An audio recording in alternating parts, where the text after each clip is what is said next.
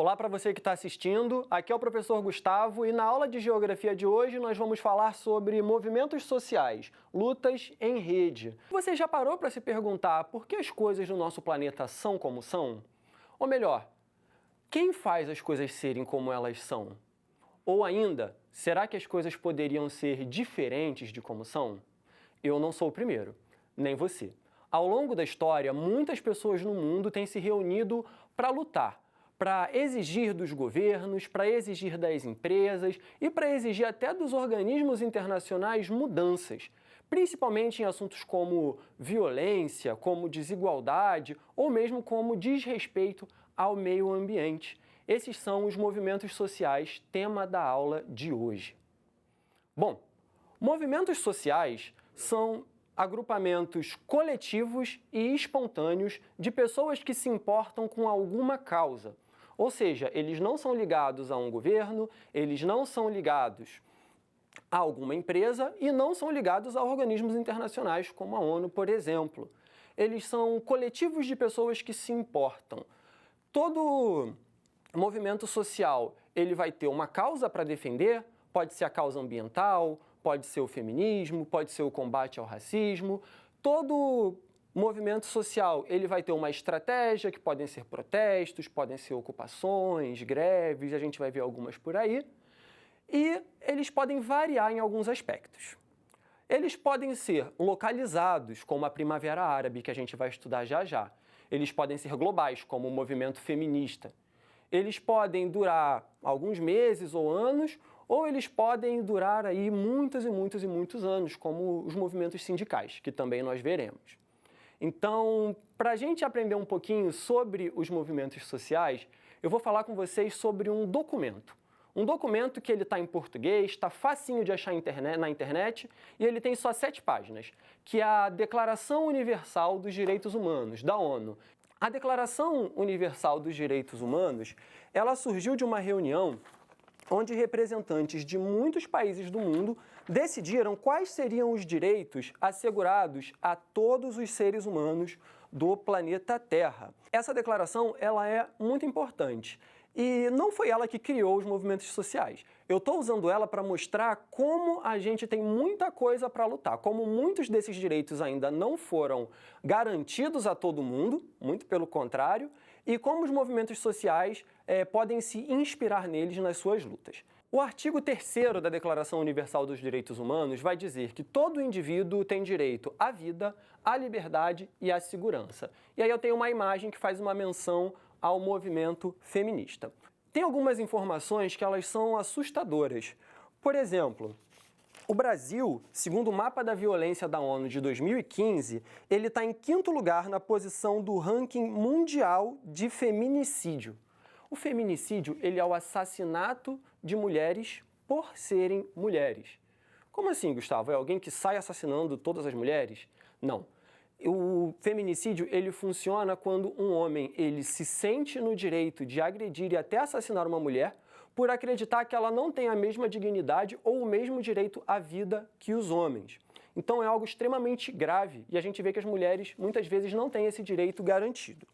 Outro dado importante é que 70% dos atendimentos notificados como agressão pública nas redes de saúde são registrados em mulheres. E esses são dados do Tribunal de Justiça do Rio de Janeiro de 2016, tá? Então esses dados eles começam de 2013 até 2016.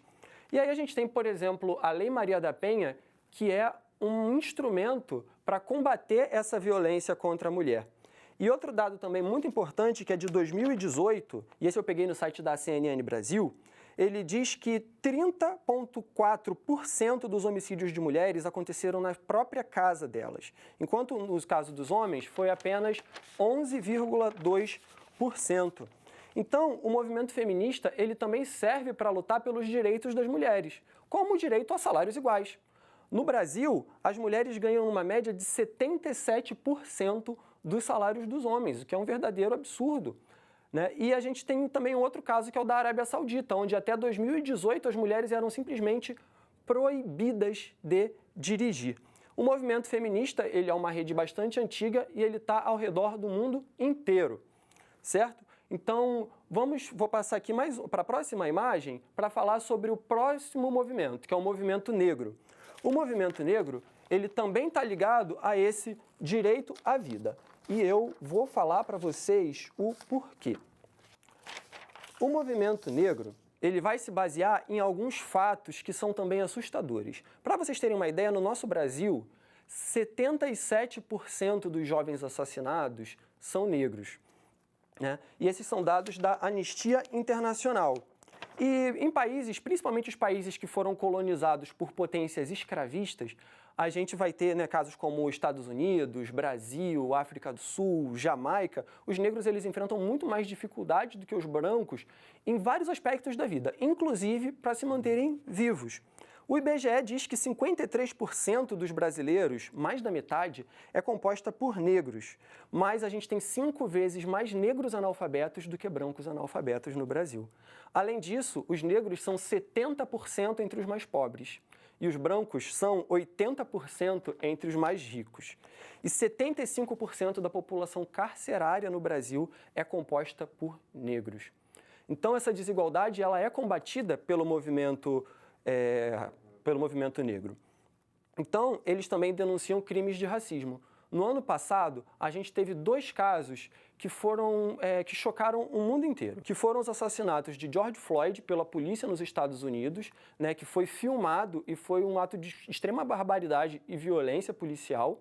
E a gente tem o caso de João Alberto, que também foi um caso filmado aqui no Brasil, no Rio Grande do Sul, e ele foi assassinado por 2 seguranças de supermercado. A situação do George Floyd, ela desencadeou o movimento Black Lives Matter, que seria algo como vidas negras importam, né, para lutar por mais esse direito da população negra no Brasil e no mundo. Então, o movimento negro ele também configura uma rede já bastante globalizada e tem aí bastante coisa na internet, bastante pessoas se mobilizando de várias formas. Agora eu vou projetar para vocês mais um direito. Esse direito ele é o artigo 5º da Declaração dos Direitos Humanos. E nesse artigo, a gente lê o seguinte: ninguém será submetido à tortura, nem a penas ou tratamentos cruéis, desumanos ou degradantes. Eu vou falar um pouco sobre a luta dos direitos da população LGBT+. Ao longo do tempo, foi proibido em muitos países do mundo que 2 pessoas do mesmo sexo tivessem relações amorosas. Nos Estados Unidos, na década de 60, relações entre pessoas do mesmo sexo eram criminalizadas em quase todos os estados. Eu estou falando de pouco tempo atrás. Se a gente volta um pouquinho, em 1952, o pai da computação, Alan Turing, na Inglaterra, ele sofreu castração química, foi penalizado por ser homossexual. Ainda hoje, relações entre pessoas do mesmo sexo são ilegais em 70 países do planeta. Então, são pessoas que são criminalizadas simplesmente por serem quem são, por amar como amam. Tenho mais um dado importante, né? E esse é da ONG, do Grupo Gay da Bahia, que ele vai falar que a cada 20 horas, uma pessoa LGBT+, é morta por ser uma pessoa LGBT+. Então, é uma luta muito importante pelos direitos dessa população. E a Transgender Europe, que é uma agência que monitora 71 países, ela vai falar que desse grupo, o Brasil é o país que mais mata pessoas transgênero do planeta, certo? Então, é uma luta indispensável, né, para o planeta onde a gente vive. Ainda nos dias de hoje é importante combater esse tipo de preconceito, esse tipo de ódio que mata muita gente. Agora, eu vou pegar o globo, que eu vou falar sobre um outro movimento. Esse movimento eu vou chamar de Primavera Árabe.